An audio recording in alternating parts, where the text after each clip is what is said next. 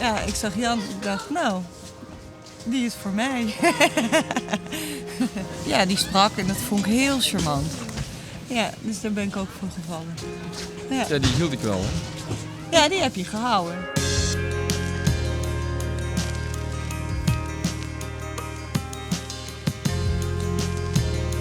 En met dat ik het zei tegen Patricia, zei ze, nou, perfect, we gaan. Ik regel de verhuizing. En we gaan. Ja, dat is briljant.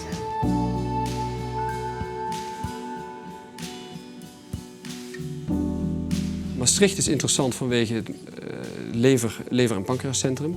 En daar heb ik heel veel geleerd. En ik zit nu in Orbis vanwege omdat het een regionaal maagkankercentrum is. We willen dus een upper GI centrum opzetten. En daarmee krijg je dus meer ingrepen van hetzelfde orgaan in hetzelfde centrum. Waarbij je dus eigenlijk een betere kwaliteit kan leveren.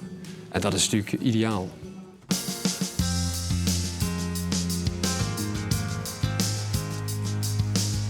Toen ik net hier aankwam, reed ik iedere ochtend vanuit Heerlen naar Maastricht.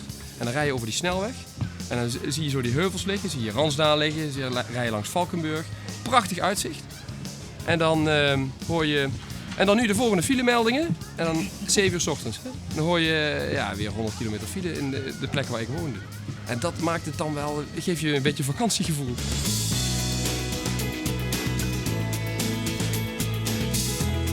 Het meest fijne eigenlijk van zo'n dag is dat je dan even langs de bedden loopt. Want dan kun je weer de mensen zien waar je het eigenlijk allemaal voor doet. Dat is wel waardevol, denk ik, van het vak wat ik doe. Dus dat ik dagelijks met zoveel geconfronteerd word. Dat op het moment dat je thuis komt en je ziet dat alles loopt en bloeit en rent en speelt. Dat is natuurlijk heel erg goed om te beseffen. Ja.